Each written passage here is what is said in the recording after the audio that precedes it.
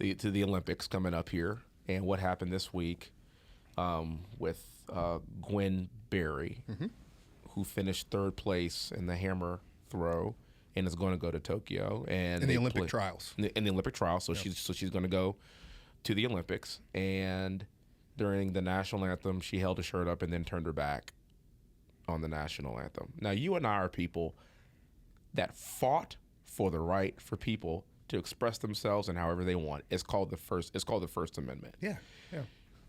The issue that I take up with this is, so we're talking about the Olympics and you're representing your country. This isn't like the NBA or the NFL or no. Like, you are literally being sent by your country to go represent her. You're on a team here. This is a team thing. Yeah. And if you're going to try to tell me that that's the best way to get your point across as to how you feel disgruntled about what certain things are going on in your country, I have a real problem with that. Yeah. Now, I'm not saying that what she should or shouldn't do. It's your right, but then we also have our right to express my displeasure with watching that. Hey, and I love the way you frame that, because I fought and was willing to die and would be willing to die again for her right to do that. Yeah. And I think that there's a consistency argument here that's a real broad one. A lot of people have called for canceling her. Don't let her on the Olympic team, yada, yada, yada. Yeah. I don't believe in canceling, period. Yeah. You know that. I know. I think she should be on the Olympic team. And you know what? I'll even go further. I'm going to cheer for her. Do you know why I'm going to cheer for her? Because she wears red, white, and blue. And I'm so disappointed that she doesn't understand that her ability to compete at that level and what this country has enabled her to do, that she doesn't see it in the same way that I do. I feel sad for her. I feel empathy for her that she doesn't see it that way. Watching her behave, but I'm still so disappointed. Watching her behave that way, the only thing I was really thinking of is just like, why are you there? Like I'm not saying you have to be just grateful for the country that you live. Well, you should be, but like if that's going to be your behavior, to go to the Olympics, something that people have trained their entire lives to do, to represent their country, why are you even here? Yeah. Furthermore, could you imagine if a Russian athlete or a Chinese athlete, or I can go down the list of athletes that behaved that way on a national scale, what would happen to them?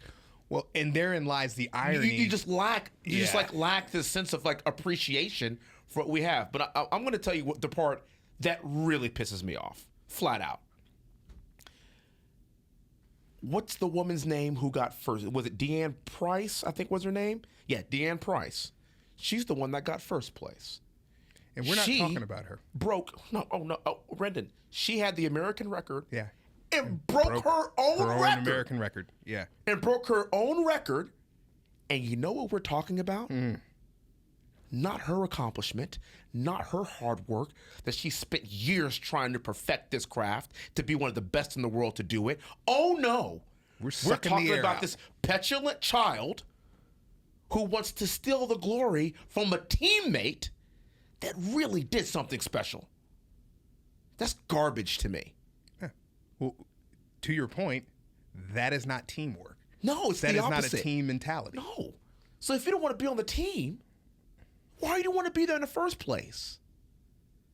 What also strikes me to be very interesting about Gwen is that there's pictures that have surfaced with her standing proudly in front of an American flag. So what happened? Is this an attention grab? Are you trying? I'm an activist now. Like, what are you doing? The only thing you're doing is robbing the glory from your other teammates that are proudly standing there with their hands over their heart and they can't wait to represent their country and causing consternation. That's it. This is the pot stirrer. For what? Right.